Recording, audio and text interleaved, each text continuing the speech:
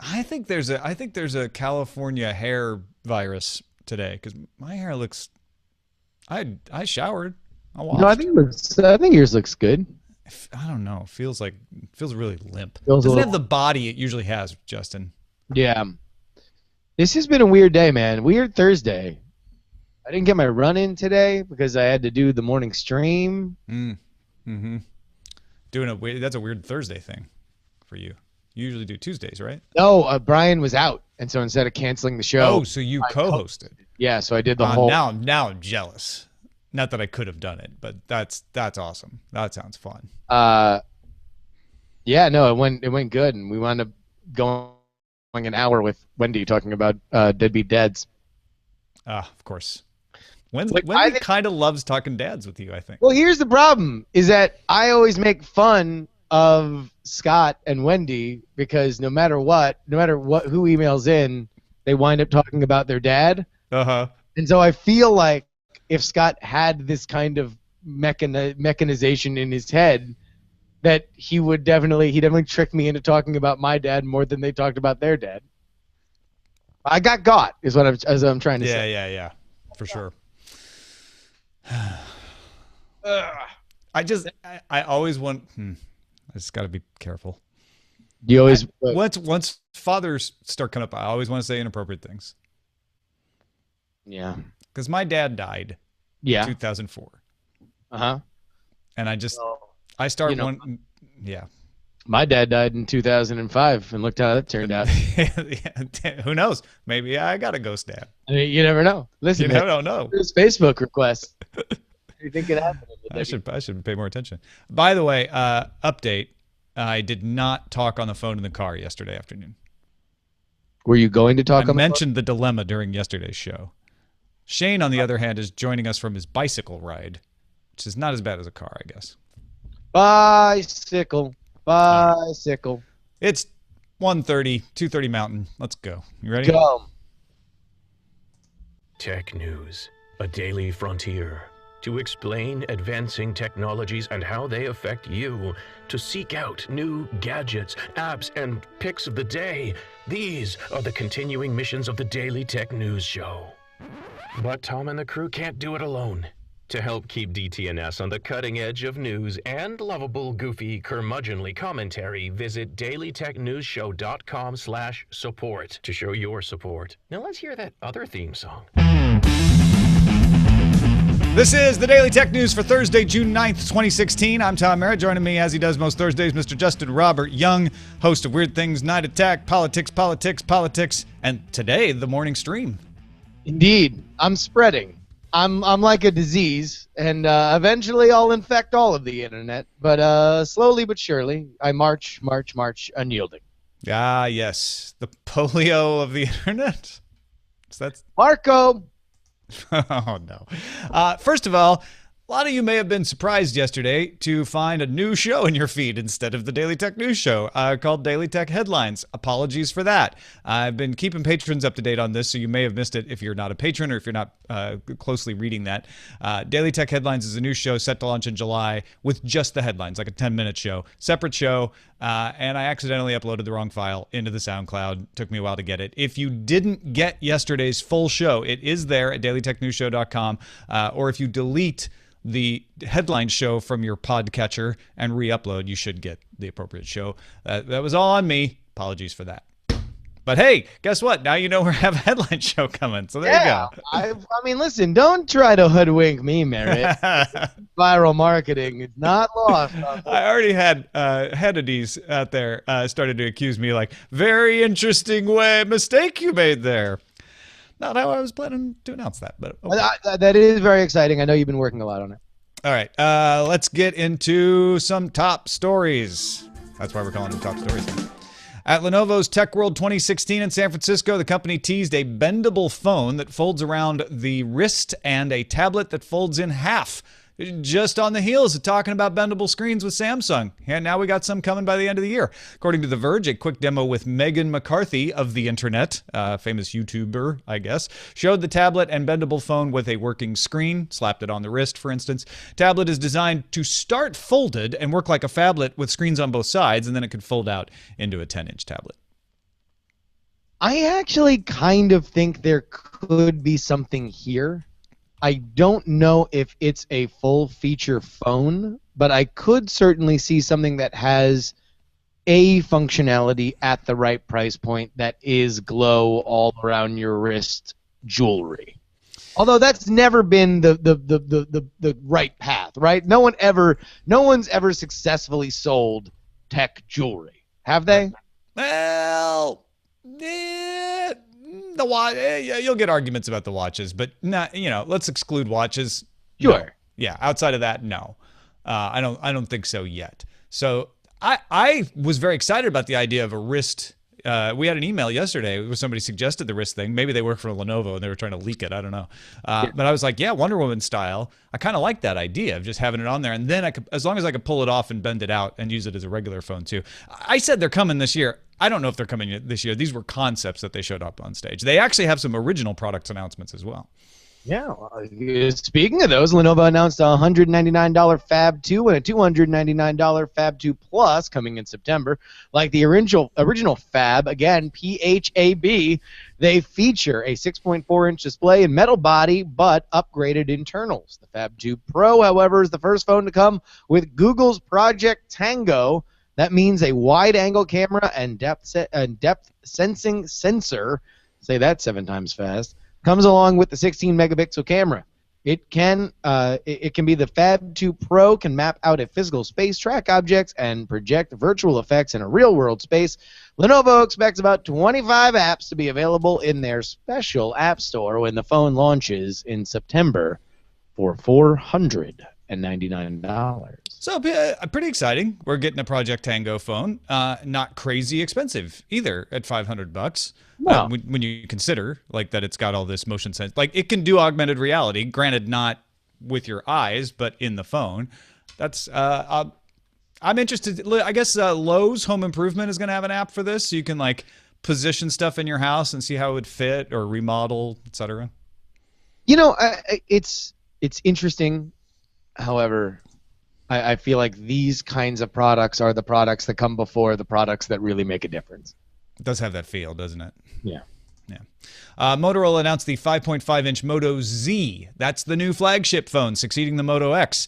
The 5.19-millimeter Moto Z and the slightly thicker Moto Z Force do not have headphone jacks. Echo is the first of the smartphone makers to get rid of the headphone jack. Motorola is the biggest so far to do that. A USB-C to mini jack adapter, however, will be included with the phone, so they've at least given you a bit of a salve there. Big feature is Moto Mods. Both phones have magnetic connectors on the back for a variety of accessories. Motorola mentioned at launch they'll have a Pico projector of their own, a speaker upgrade from JBL, and battery packs from Incipio, Toomey, and Kate Spade. So these are fashionable battery packs. Phones come as Droid editions on Verizon this summer and unlocked from Motorola's website this autumn. The Moto Z will arrive internationally in September. No Moto Z Force coming outside the U.S., though. All right. Pause to note that it's very, like, you can just imagine the back padding in the marketing department. Well, what comes after Moto X? A universally recognized as cool letter. Moto Z. Yeah, we're not going to do Moto Y because of the jokes, so we'll go. Exactly. Yeah, no, it's a Moto Z. So the only thing that Z has been incorporated that is cool is zombies, and you can make your own jokes about how Motorola as a company has shambled from parent company to parent the past few years. As far as this goes, I mean, the biggest thing trend-wise that you can look at it is that, start as if we have not already seen enough, whispers in the winds, you can start dinging the funeral bells for headphone jacks for all phones, right? Like, it is over. And the next iPhone's not going to have one, which is something that it's been rumored forever. I think that we're just always going to be looking at plugging into our power jack and then hopefully having some kind of adapter for any legacy devices. If we could get Bluetooth to work better, not just sound-wise, it's getting better sound-wise, but the convenience factor. The pairing of Bluetooth headsets is not on par with being able to just plug in a headphone, right? I love having wireless because then I don't like wrap it around a handle while I'm cooking or put my fist through it while I'm running and yank the headphones out of my ears. That's great. But I have to pair it with something, and then when I want to use it with my iPad, it's like, oh, now I have to repair. Oh, I'm going to use it with my Nexus 9. Now I have to repair. I have to go through this dance. They need to come up with a better way of managing that. Then I won't really mind the fact that I can't do a headphone jack without an Yeah, again, though, like I've got running headphones that I use every single day. I love them. They're Bluetooth. It's not pairing that's the problem. It's charging. Like, yeah, that's true too. I'm to a point now where I have, just 5 devices every single night that I need to plug in between my watch, my phone, and my headphones. Like, I don't know. Battery life needs to get better. Of course, that's a rising tide that slowly kind of envelops everything. But I don't know if Bluetooth right now is ready for that kind of prime time. Yeah. The Plantronics that I used to have for wireless, they were a bit of a battery suck, but the Epics I have can go about a week, and I use them regularly, listening to audiobooks and podcasts and stuff. So, yeah, I feel like that's getting better, too. That at least is a problem I can expect to be solved. I don't know that anybody's working on fixing the pairing interface, though. Well, I mean, the latest pairing, the latest, I think it's Bluetooth 3, I might be remembering that incorrectly, is very, very good. I found it to be far more reliable than anything else I've ever had. Pairing with those headphones are very, very easy. It's literally just hold the thing. It automatically sets its pairing signal. I've been able to sync it with my iPhone, iPad very, very easily, and then once it's there forever. I don't know. I mean, the problem with the battery thing for me is that it's not the 7 times it works. It's the ones that it doesn't. Time that it doesn't, which anybody that's a good point. Anybody who lives on their earphones knows that is our true hell. Google announced a new feature for Android called Nearby that will suggest applications and websites based on your location. A notification alert alerts the user of apps and sites. The Broad Museum, United Airlines, University of Notre Dame, Airside, Mobile Passport, and CVS all have built-in proximity-based experiences with beacons to trigger nearby alerts. It's rolling out on the next Google Play service release, and if you're wondering, nearby notifications are opt-in. So get your opt-out fingers ready. No, they're opt-in. That means you won't get this unless you go in and turn it on. Oh, sure, yeah. Yeah, so you won't have to. I didn't want people to feel like they had to opt out. No. I mean your opt-out fingers like jazz hands, because you're going to use them for that and not ever turning this on. I could see turning this on. That's the funny thing. Like I could see turning this on when I'm going somewhere that I know has it. But then why wouldn't I just turn it, like download the app? I'm not sure. Yeah, I'm not sure that I needed this. I guess if it's not going to be abused. Which eventually it might in malls and places like that. It could be a really nice thing if I'm traveling on vacation and I get museum apps like, oh, I didn't remember to download this one. I can do it now. This is one of those things where the problem isn't the tech. The tech is cool. I like the tech. The tech could be useful. Here's the problem. Mobile websites are usually garbage. Most apps are usually garbage when it comes to just being for one place or one thing.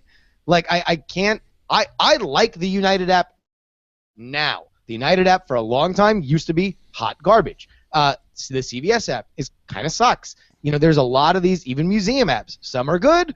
Some are the museum's trying to keep their doors open, and they're not so much worried about paying a developer to make a super, super, super rad app. So, I don't know. It's good for them for doing it. I don't know how much it'll ever get used. Yeah. I like the idea that an airline would say, hey, we have an in-flight entertainment system. We'll automatically alert you of that when you're near the gate, saying, hey, did you download your app for the flight yet? You should do that. But then again, the good ones, I know Delta does it this way, allow you to download the app off of the internal server on the plane, too. So it's not the end of the world. Yeah.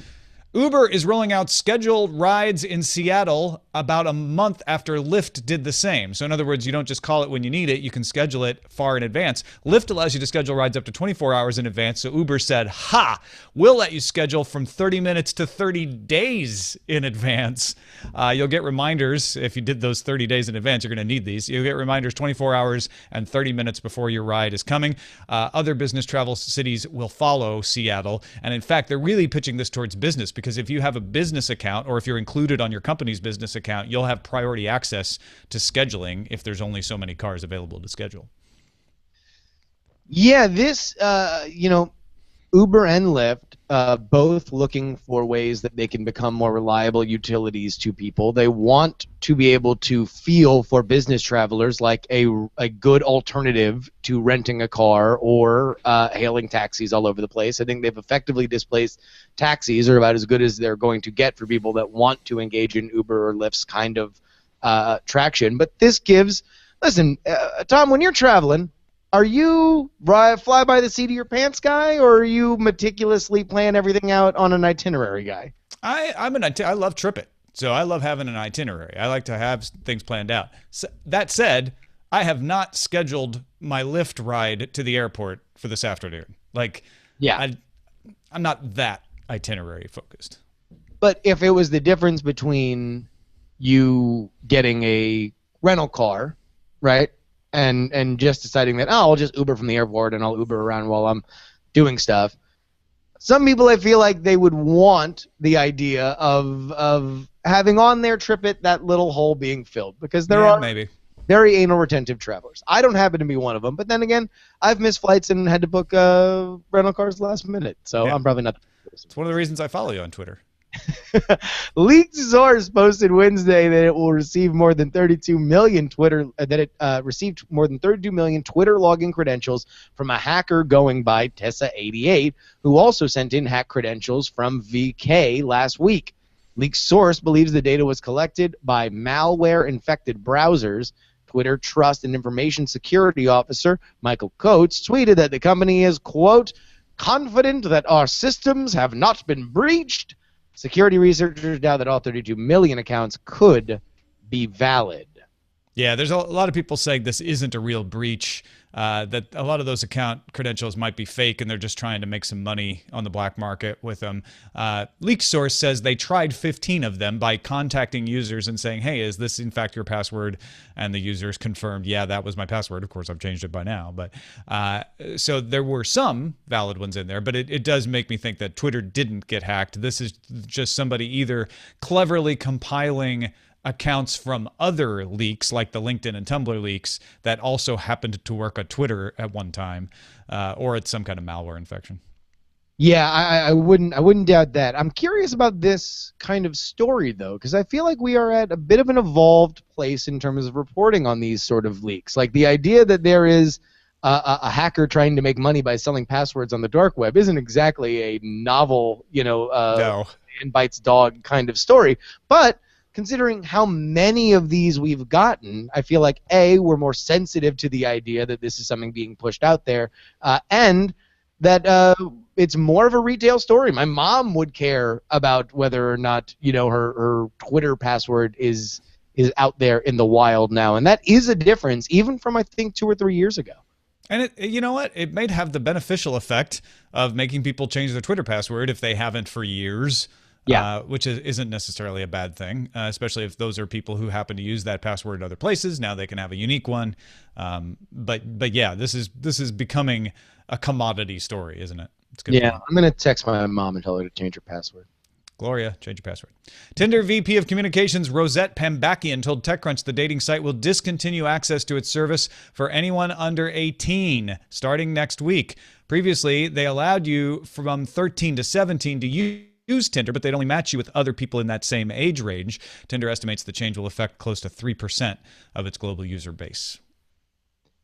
No more teen dating, Justin. Read this story, and the first thing I thought of was, oh my God, I can't believe that they had allowed that to happen up till now, and them shutting this down has to be looked at as them dodging a bullet by not having something.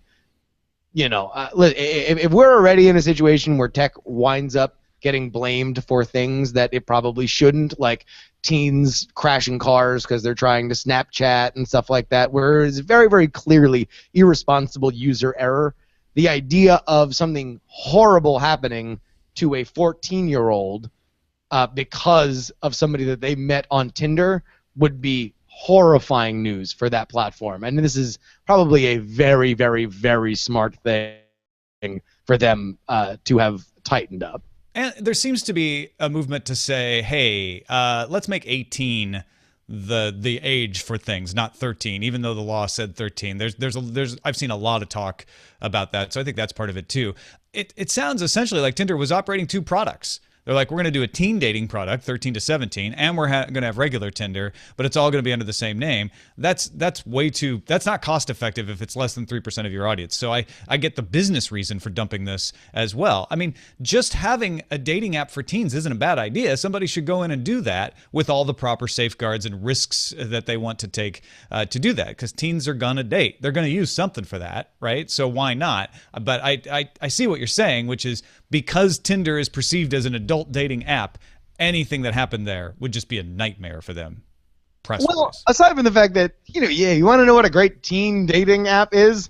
Snapchat, Facebook, Twitter, Yik Yak, every other service for which has a high number of teen users, that is how they date. You want to know why? Because by and large, most of them go to school together, and they don't need apps to Oh, now you sound like an old man. No, you kidding me? I'm not saying like yes, they interact with each other. They find people over the internet, right? Like, I'm just saying that the idea of Tinder is in an adult world where you are more segregated from other people and chances to meet strangers are slimmed down. Tinder can bridge that gap for you. I do think it's a fundamentally different issue for teens. But then again, I feel like it's even weird for us to talk about it. Yeah. I mean, it would be weird if we were using it for sure. There are definitely other apps out there that are going to allow teens to communicate for dates. Like you said, some of it's just Snapchat and others that aren't meant for that. But there's Hooked Up. I just looked that up just now that allows teen dating profiles. So, I mean, that's how Facebook started. I mean, granted it was college, not high school, but still. Yeah. Speaking of virtual reality, HTC has announced the Vive Business Edition for $1,200 US, or 849 pounds, or 1,080 euros. Of course, please go ahead and make sure that you check your exchange rate listening to this to make sure that those numbers are up to date. No, those are list prices. Those aren't exchange rate. Oh, no, list prices. Yeah. Sorry. The Vive Business Edition gets you the headset and accessories, but adds a dedicated customer support line and a commercial license with a limited 12-month guarantee. You're also allowed to buy more than one at a time, which is pretty sweet. The Vive Business Edition launches this month in Germany, France, and the UK, Canada, and the US, with other markets to be added in the coming weeks. So, as a Vive owner and fanatic, I was perusing reddit.com/r/Vive. Big shout out to the community. And I noticed that there were a few articles of trend pieces that, as far as virtual reality demos go at trade shows, Vive seems to be the most popular for people to show off their product in a virtual space. That the idea of walking around and stuff like that provides a commercial advantage for them, or at least that's what this piece made the point of saying. So this story kind of interests me because it looks like HTC is seeing that as a market for which that they need to go after. They want to be able to accommodate. If somebody says, yeah, I need to buy a fleet of 10 of them because we're running 10 different trade shows at the same time, that Vive and HTC wants to be able to sell all 10. Yeah, it's an interesting bulk markup approach, right? Not bulk discount. You get a 50% markup if you want to buy more than one and you want to be able to use it for commercial purposes. But hey, HTC must think that the market will bear that price, or they wouldn't have said it there. There's also probably a little bit of them saying, okay, if we are going to allow people to buy more than one, we don't want to suddenly have the business edition run us out of stock and get back into that nastiness. So let's price it at an amount that will keep the orders at a level that we can handle. Bloomberg reports that Larry Page has funded 2 startups developing flying cars. Z.Aero has been reported on before. It launched in 2010 near Google headquarters in Mountain View and now employs close to 150 people with campuses in Hollister and at the NASA Ames Research Center. It's only now that Bloomberg realizes that they can confirm because of their sources that Larry Page owns that. The second startup he also owns, but runs separately as a competitor to himself, is Kitty Hawk, launched last year in Mountain View, a half mile away from Z. In fact, after this story posted, all the people who had Kitty Hawk as their employer on LinkedIn have removed the name Kitty Hawk from their profiles, it seems.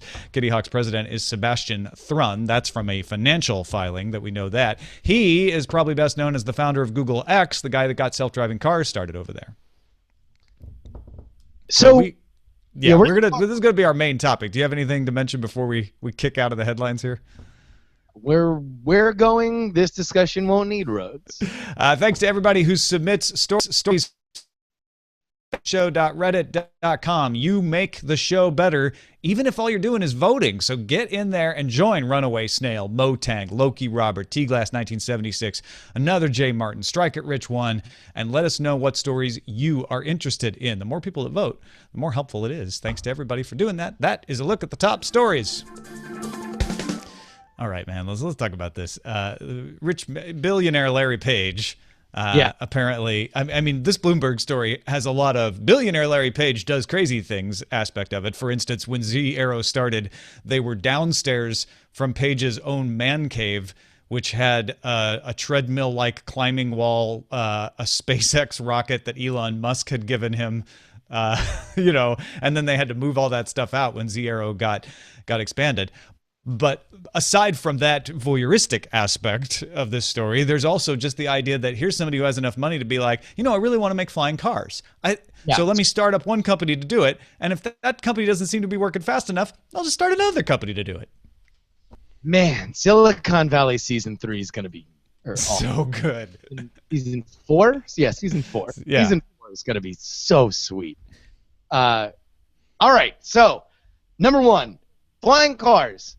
Something that you're excited about in general in the grand world of electronic vehicles, autonomous vehicles, flying cars. Go. Conceptually, yes. They're by all accounts, from lots of different engineers, easier to design for the autonomous part than the self-driving cars, because they don't have to deal with roads, etc. There's a lot more work that's done there. Scarier than self-driving cars, I think, because we're all scared of air travel more than we are of road travel, even if road travel is more dangerous. And I don't know that I need it. Yeah, I'm more attracted to the idea of not having to own transportation. But I guess if it's, Uber for flying cars, which would just be Uber, but Uber flying car. Maybe. Proven safe? Sure. Why not? You also could possibly make the argument that it is has more momentum legally to get cleared, since we are already at a point where drone clarifications of drones legalization is something that already has a bit of speed to it. The idea of putting people there, although a quantum leap forward, at least doesn't have to introduce a totally new concept like a driverless car would to roads where people are going to be out there. Now, whether or not it is exciting is one thing. The likelihood of this going beyond Larry Page funding himself against himself is another. How much of this is just the Larry Page beat of just, we found this thing out about Larry Page, we can write a headline about it, and now it's out here in the wild? Well, I would argue there are plenty of other people doing this. In fact, Larry Page and a guy named Joe Ben Bevert, along with a guy named Elon Krug, who, by the way, was the original person to run Z Aero. He's still on board as a consultant, the principal scientist. They were all talking about self-driving cars. Now, Krug and Page went on to found Z Aero. Bevert has started his own flying car business in Santa Cruz called Joby Aviation. You may know Joby as an accessory maker for cameras. That's how Bevert made his billions. I don't know if he made billions, but he made a lot of money off that. And he has used that to start Joby Energy and Joby Aviation. So here's another. It's not just Page that's the man with a lot of money to do this. There's also eVolo in Germany, who's conducted manned flights of the Volocopter. There's Aeromobile, Lilium Aviation, Terrafugia. Airbus has built a 2-seater prototype at its Silicon Valley Labs. Airbus, a very legitimate company. So it does seem like people are starting to pay a little more serious attention. And it's not just Eric Mueller out there, in the wilderness saying, no, I think we can do this. Auto industry is making electric motors lighter. Batteries and self-driving systems are getting better, and carbon fiber has come along. Although Mueller, I think I said Eric, is Paul Mueller, was using carbon fiber as well. But it may be that finally now we're on the cusp of the technology being there to make this work. All right. Now I'm going to ask you, Tom. All right. Betting pants. What do we see first? And I'll define this bet as a company built on the following: autonomous driving cars or autonomous flying cars. If you'd asked me this 6 months ago, I would have said driving cars. Yeah. So like driverless cars, we would see first. However, after reading this article, after reading a few people pointing out that driverless cars probably maybe 40 years off, maybe longer. We're going to have some autonomy in cars within the next 5 years, but not just full on driverless cars. Yeah. I wonder if it's going to be a dead heat. I'm going to call it a tie, that we get them all around the same time. Oh, you should be ashamed of yourself. You can't call it tie in a hypothetical far future situation, Tom. Come on. Well, let's say they happen. I'm saying they happen in the same year. Like we get them at the same time. Stop it. No. You make a call. And then we're not doing by year. We're doing by, if you want to be a weasel about this, then we're doing Fine. We are going to get driverless cars the day before we get autonomous flying cars. So you think it is more... I guess the one thing that I find so interesting is the idea of this concept literally going over the head of what is set to be a very annoying legal fight.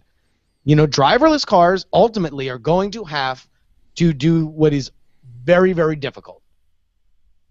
Go to voters, right? Go to politicians and say, put technology over the fears of the people. Well, that's one thing, but I also think the edge cases are what's going to keep it from becoming entirely driverless. So you're going to have the pressure on the legal side as well, on one side, and on the other side, like, well, we can't really do country roads. Well, we can't do all kinds of weather because we really still can't get through sheets of rain or blinding snow. And so they're going to say, well, okay, in that case, we're going to have to do a modified form of autonomous car that can be autonomous sometimes, but not all the time. And the legal pressure will keep that in place. I think you're right about that. Well, and that's why I made the point to say about a business, right? Because I think that we are going to get the idea of a flying car that can go in one straight line from New York City to the Hamptons in the way that choppers do now, to go from LA to Las Vegas. Like all these little, these places for which already have people that will pay for the luxury of taking either a very small airplane or a helicopter. Now this could provide a cheaper option. Maybe. I don't think there's much of a gap there. I think the business case is the big holdup for flying cars. Yeah. I think once they show that they can make we've had legitimate flying cars, they just weren't practical for people or cost effective. So yeah, I don't know. I think they have different challenges. That's why I wanted to say it's a tie, because they have different routes that they have to take to get to success. One's in the air, one's on the ground. Listen, in the same way that you don't win friends with salad, you don't make a good radio with ties. Come on. We got to pick a winner here. I'm a hockey fan. What do you got? What are you going to do? Go to a shootout. They don't have ties anymore. That's a good You're point. a soccer fan.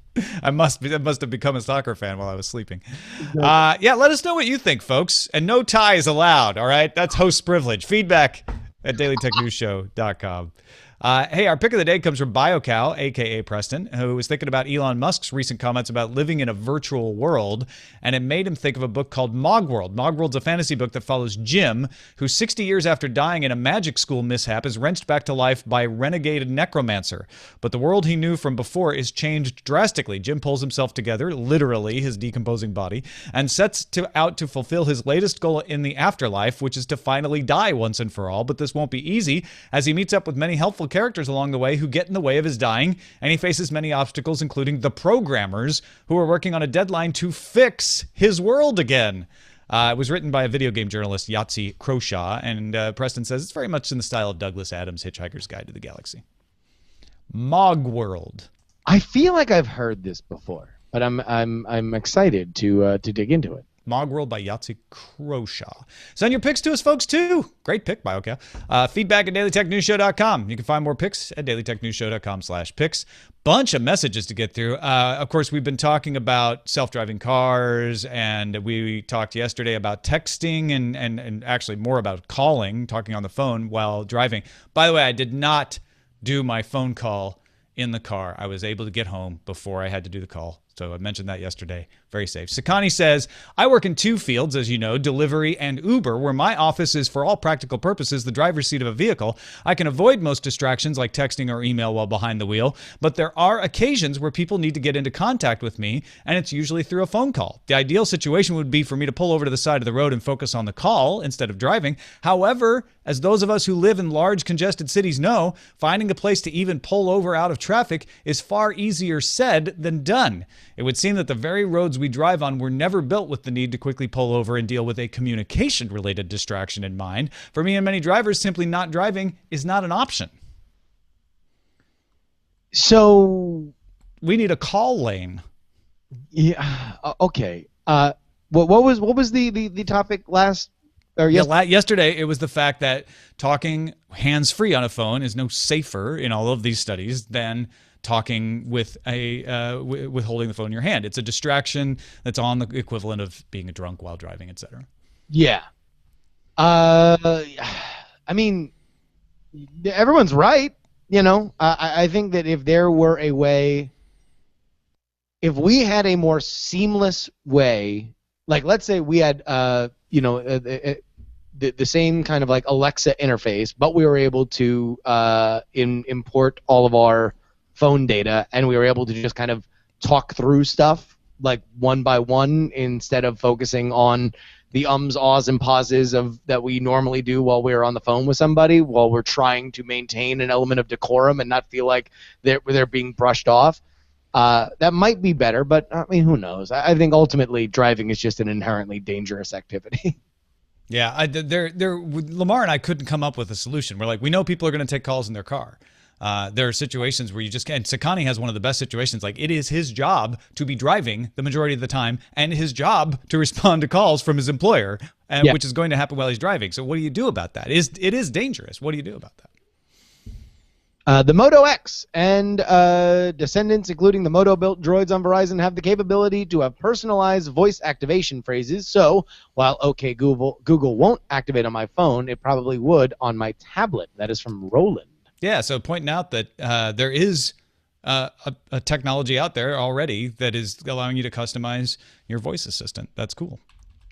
We also had the story yesterday about them alerting planes about GPS testing happening in Nevada and how wide the area was that they would have to fly in, and how Embraer jets particularly were susceptible to this testing and should be avoiding this airspace during certain hours. Peter, the pilot, wrote in and said, this jamming issue isn't really newsworthy, as it won't have any noticeable impact on your next airplane flight, but it does offer some opportunity for interesting insights into how the air navigation structure operates. He's like, these NOTAMs are very regular. They happen quite a bit. And he said they always overestimate the range just to be safe.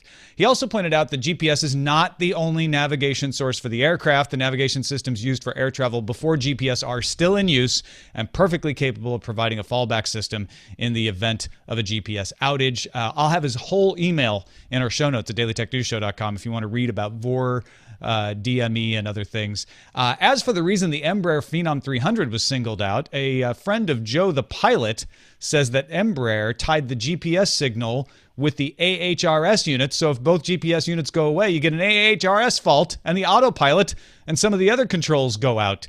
He said you might also mention that Embraer makes real airliners too, but those are certified under another part, and you won't see that issue on the ones that passenger airlines fly. So you won't see this issue we're talking about of autopilot going out with GPS in JetBlue, American Delta, etc., whoever operates them. It's a different kind of part FARS 23, not part FARS 25.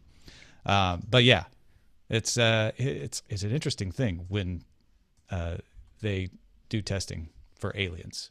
There might actually be another explanation of why they're doing this testing. Is this here from Peter as well, down below? Oh, no, this is from Gadget Chaser. Gadget Chaser writes, as to why the test, the U.S. military used to have something called selective access where they could reduce the accuracy of GPS for non-military users. In 2007, selective access went away with the GPS 3 generation of satellites. Now it's 2016, and the entire active GPS system is made up of GPS 3 satellites, and the DoD has no way of altering the accuracy or access of the GPS globally. Yeah. So his belief with the NOTAM announcement is that they're developing and testing ways to deny enemies the accuracy of GPS. But we also got a Twitter post from HD203 who pointed us to an article about might be tests to defend against GPS degradation, which is also something they're seeing out in the field. Interesting. Finally, Anis from Syria says, hey guys, on the topic of foldable screens, one use case I could see is a foldable screen that you have in your pocket or bag that can connect wirelessly to your phone so that the phone handles most of the work while the screen only displays stuff, and that way you can make it as thin as possible. And that way the problem of carrying a rigid tablet with you all the time is somewhat lessened. So let's walk that idea out, because the idea of having a phone that powers another thing seems like an untenable solution. Right? That if we ever really, really, really wanted to go with a like PC monitor kind of idea, that really you would just want to carry some kind of unobtrusive, as light as it can be, faceless black box in your pocket that powers this other big, bright, shiny thing that is lighter and gives full functionality. So I'm very interested in that idea of just like that you're going to eventually have a PC tower and monitor somewhere on your body that is that creates this different new experience. Well, yeah, because if you can get the internals down to a key fob size, you just put your keys on it. It's keychain, right? And then the screen that you pull out of your pocket could unfold into tablet size or stay in a more phone size, depending on how you want to use it. That's pretty genius. But at the end of the day, it would just make you more mad when you lost your keys. Yeah, for sure. Well, that is it for this episode of Daily Tech News Show. Thank you, Justin Robert Young. As always, what do you got going on you want to tell folks about? Hey, are you a listener in Louisville, Kentucky? How about Cincinnati, Ohio? Oh, what about Chicago, Illinois? The city with too many nicknames. My kind of town. Yeah, Toddlin Town, Windy City, city with the big shoulders, a meat packers town. I don't think that last one's real. Home of the Bears. So I'm going to be doing a little mini tour. It's called the Jury in Your House Tour. All the fine folks at my Patreon, patreon.com/jury, the one that funds politics, and my One Mic Show Jury, have been so amazing and so generous and raised it up to the level where I'm doing a test run of an In Your House tour. That means I'm going to go to a specific region, those 3 cities, specifically on Friday, Saturday, and Sunday. Friday, I'll do a show live from the living room of a patron in downtown Louisville, Kentucky, near Louisville Slugger Ballpark. On Saturday, you can meet us out at the 16-bit bar at 7 p.m. All time, 7 p.m., by the way, local time. Out in Cincinnati. We're going to have a fun little meetup there. And then Sunday night in Glendale Heights, Illinois, I will be doing the jury show in the living room of another patron there. If you want to come to the show either Friday in Louisville or Sunday in Chicago, just email me at justinrobertyoung@gmail.com with Jury Louisville or Jury Chicago. I'll be emailing everybody the exact address the day before each show. You can come on out, have a good time. This is the first time, in my opinion. Let me ask you, Tom, because I've been saying I haven't heard of people doing this before. Have you ever heard of a living room podcast tour? Not, I don't think so. I've heard of musicians doing similar things. That's where I've got Marion Call, the Double Click. Right. Amazing musicians have done this. I don't know whether or not it's ever been done for podcasting, and we're going to find out this weekend whether or not there's a good reason that I'm ignoring for that. But you can be there. Listen, no matter what, it's going to be an amazing time. I'm really, really excited about it, and I hope that you guys will be as well. So Louisville on Friday, Cincinnati on Saturday, and Chicago on Sunday. Get all the details on my Patreon page, patreon.com/JURY. Jury in your house. It's a hit. Hey, thanks to everybody who supports the show at dailytechnewsshow.com/support. We don't take advertising, and we don't need to because of you. So if you want to keep the show getting better and better, continue your support or support us for the first time. And only like $1 a month. That's like 5 cents a show. You can't buy anything for 5 cents a show. So if you're willing to help us out, dailytechnewsshow.com/support. or patreon.com/DTNS. Our email address is feedback@dailytechnewsshow.com. You can give us a call, 512-59-DAILY. Catch the show live Monday through Friday, 4:30 p.m. Eastern at alphageekradio.com and diamondclub.tv. And visit our website, dailytechnewsshow.com. Back tomorrow with Scott Johnson. Talk to you then.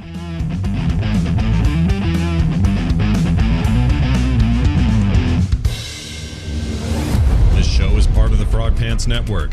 Get more at frogpants.com.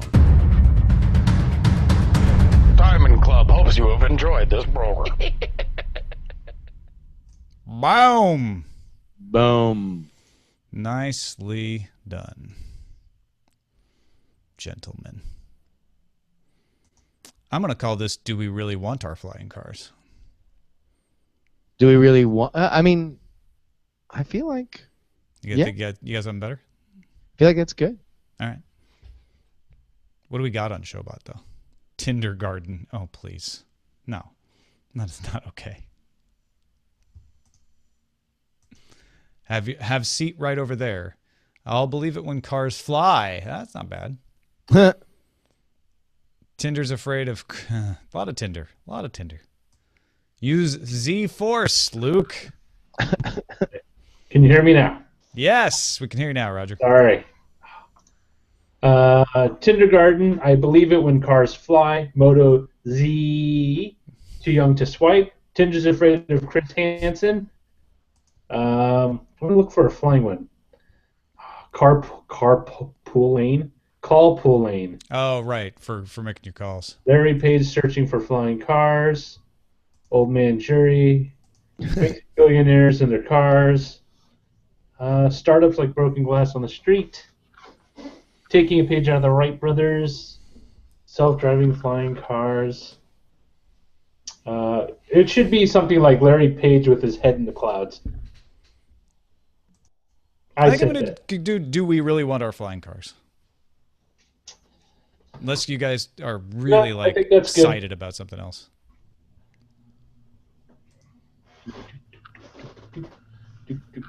Don't forget to hat the system. Oh, yeah, hat.t2t2.eu. I noticed that We Have Concerns promoted their own... No, it's just a redirect. Yeah, and I've been meaning to go look to see. Yeah, it just totally redirects. Okay, cool. No, the only one that I need to give a gentle rapping on the knuckles is the Angry Chicken. What's up with the Angry Chicken? What are they doing? Going into business for themselves, talking about where they're located on the podcast awards. I'm like, come on, guys. Come on. Well, which is harder than just doing T2T2's thing. Right? Explains itself and votes itself, too. Yeah.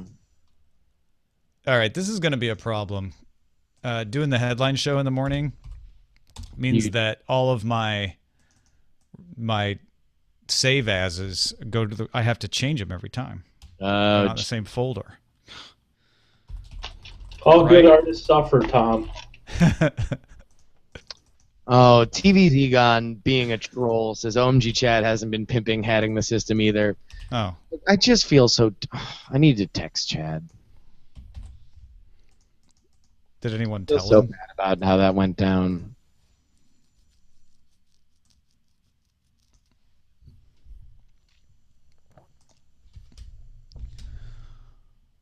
All right. Well, I'm gonna get back to prepping for my trip and happy hunting in Salt Lake City. Salt Lake City over the weekend. We'll be doing the show from there tomorrow.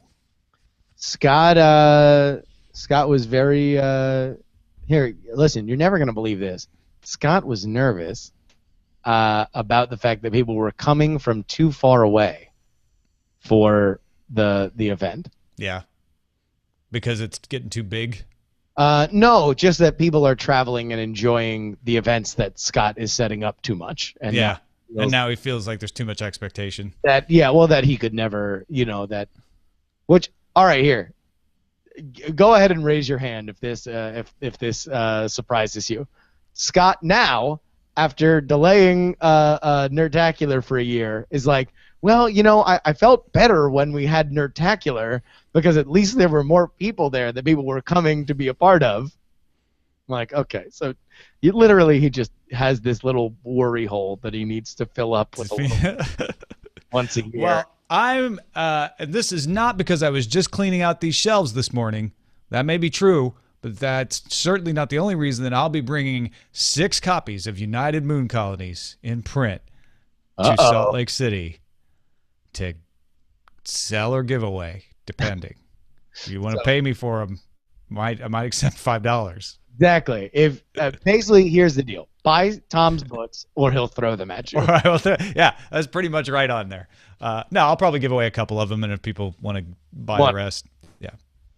Dude, no, I'm like, I swear to God, if this wasn't the weekend that it just made sense for me to do the Jury in Your House tour, I would definitely be in Salt Lake City because it would be, like, it's so funny because now like that's happening and I'm like, man, that would have been a fun, relaxing weekend. Well, and that's why I'm going, right? Is like, oh, it's not, I have to plan and put on a show, which is fun in its own way, but it's a stress. Like, this is just like, I just show up. Like, we're going to do DTNS in Scott's basement, in his studio, whatever. But we don't have to, we're just going to go to the movies then. That's going to be a blast. Absolutely. And I'll tell you what, no matter what the Warcraft movie is, it is going to be just an absolute amazing time. Well, that's exactly right. Like, and that's, to me, the best way to enjoy the Warcraft movies. A bunch of other Warcraft fans. Oh, hell. Yeah. And by the way, news story by the AP today, fewer high school students having sex. Maybe the time is right for a teen dating app. I get where you were coming from. Like, 40-year-old, 30-year-old guys talking about teen dating just starts out creepy. And so it's hard to get around that. But I was trying to, without bringing in the creep factor, point out, like, yeah, but when I was a teen, like, we would have wanted that. Oh, yeah. So I guess my point was, and this is where I made it creepy. You did not make it creepy. I made it creepy whenever the conversation goes to, well, the obstacles for teen hookups and dates are different than the obstacles for 20-something, 30-something teen or hookups and dates. Totally true. Yeah, you're right about that. But then you can't get into that without it becoming, hey, let me talk to you about how much I know about teens who are hot for each other, right? Yeah. It's just a bad. It just, no matter what, it's just a bad news there. I would say we were all teens once, but then somebody who's 10 will correct me. I Yeah. haven't been a teen yet. Hey, you know what? I'm not a teen. I'm not a woman. All right. That's the world we live in. All right. Thanks, everybody. I'm going to shut the stream down, too. Happy flying. See ya.